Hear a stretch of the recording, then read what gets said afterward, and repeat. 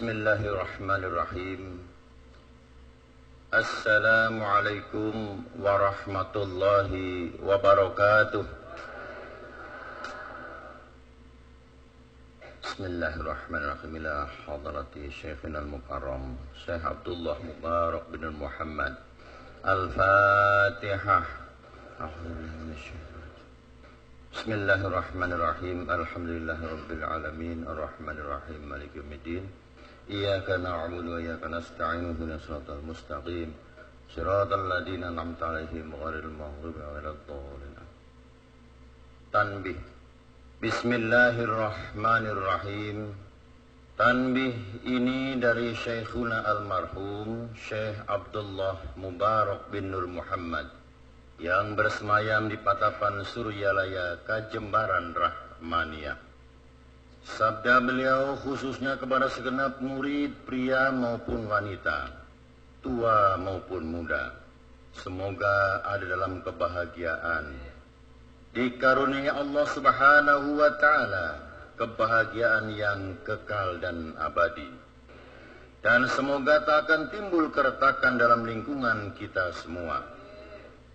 Demikian juga semoga pimpinan negara bertambah kemuliaan dan keagungannya, supaya dapat melindungi dan membimbing seluruh rakyat dalam keadaan aman, adil dan makmur, zahir maupun batin.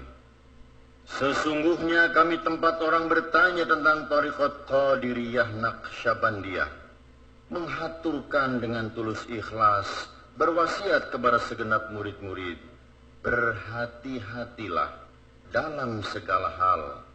Jangan sampai berbuat yang bertentangan dengan peraturan agama maupun negara. Taatilah keduanya itu sepantasnya. Demikianlah sikap manusia yang tetap dalam keimanan. Tegasnya dapat mewujudkan kerelaan terhadap agama dan negara. Taat kehadirat ilahi yang membuktikan perintah agama dan negara. Insyafillah, hai murid-murid sekalian, janganlah terpaut oleh bujukan nafsu, terpengaruh oleh godaan setan. Waspadalah akan jalan penyelewengan terhadap perintah agama maupun negara, agar dapat meneliti diri supaya tidak tertarik oleh bisikan iblis yang selalu menyelinap dalam hati sanubari kita. Lebih baik buktikanlah kebajikan yang timbul dari kesucian. Pertama, terhadap orang-orang yang lebih tinggi daripada kita, baik zahir maupun batin, harus kita hormati. Begitulah seharusnya hidup rukun dan saling menghargai. Kedua, terhadap sesama yang sederajat dengan kita dalam segala-galanya, jangan sampai terjadi persengketaan. Sebaliknya harus bersikap rendah hati, bergotong royong dalam melaksanakan perintah agama maupun negara. Jangan sampai terjadi perselisihan dan persengketaan, agar kita tidak terkena firman Allah, azabun alim, yang berarti duka nestapa selama-lamanya, dari dunia sampai akhirat, badan payah, hati susah. Ketiga, terhadap orang-orang yang keadaannya di bawah kita, janganlah menghinakannya atau berbuat tidak senonoh, bersikap angkuh. Sebaliknya harus belas kasihan dengan kesadaran, agar mereka merasa senang dan gembira hatinya. Jangan sampai merasa takut dan liar, bagikan tersayat hatinya. Sebaliknya harus dituntun dan dibimbing dengan nasihat yang lemah lembut, yang akan memberi keinsyafan dalam menapaki jalan kebajikan.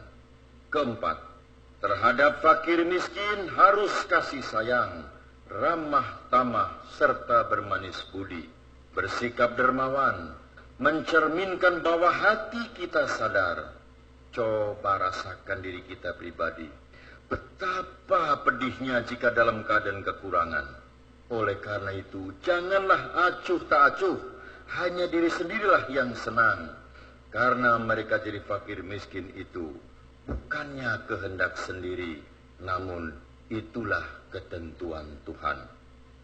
Demikianlah semestinya sikap manusia yang penuh kesadaran, meskipun terhadap orang asing, karena mereka itu masih keturunan Nabi Adam alaihissalam juga.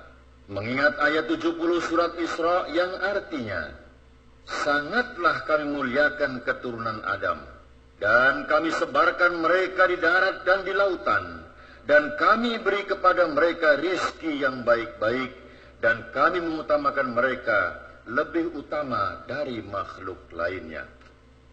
Kesimpulan dari ayat ini bahwa kita sekalian seharusnya saling harga menghargai. Jangan timbul kekecewaan, mengingat surat Al-Ma'idah ayat 2 yang mafhumnya, hendaklah tolong menolong dengan sesama dalam melaksanakan kebajikan dan ketakwaan dengan sungguh-sungguh terhadap agama maupun negara. Sebaliknya janganlah tolong menolong dalam berbuat dosa dan bermusuhan terhadap perintah agama maupun negara. Adapun soal keagamaan, itu terserah agamanya masing-masing. Mengingat surat Al-Kafirun ayat 6, agamamu untuk kamu, agamaku untuk aku. Maksudnya jangan terjadi perselisihan. Wajiblah kita hidup rukun dan damai, saling harga menghargai. Tetapi janganlah sekali-kali ikut campur. Cobalah renungkan pepatah leluhur kita. Sinalogor dina liang jarum, ulah sereg di buana. Hendaklah kita bersikap budiman, tertib dan damai. Andaikan tidak demikian, pasti sesal dahulu pendapatan, sesal kemudian tak berguna. Karena yang menyebabkan penderitaan diri pribadi itu adalah akibat dari amal perbuatan diri sendiri. Dalam surat An-Nahl ayat 112 diterangkan bahwa Tuhan yang Maha Esa telah memberikan contoh, yakni tempat maupun kampung, desa maupun negara, yang dahulunya aman dan tentram, gemah, ripah, loh cinawi. Namun penduduknya, penghuninya mengingkari nikmat-nikmat Allah. Maka lalu berkecamuklah bencana kelaparan, penderitaan, ketakutan, dan sebagainya, yang disebabkan sikap dan perbuatan mereka sendiri. Dengan demikian, hendaklah segenap murid-murid bertindak hati-hati dan teliti, arapik, tilik, jeung pamilih, dalam segala jalan yang ditempuh, guna kebaikan zahir batin, dunia maupun akhirat, supaya hati tentram, jasad nyaman.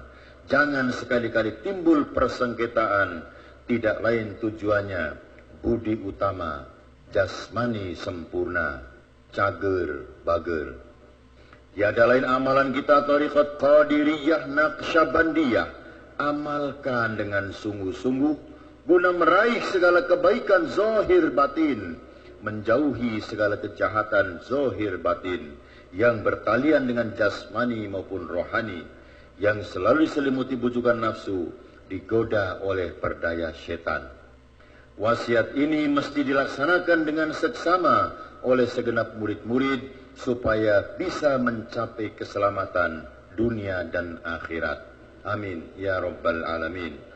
Patapan Suryalaya, 13 Februari 1956. Wasiat ini disampaikan kepada segenap ahli-ahli, ditandatangani oleh Yang Mulia Syekh Haji Ahmad Sohibul Wafa Tajul Arifin radhiyallahu anhu.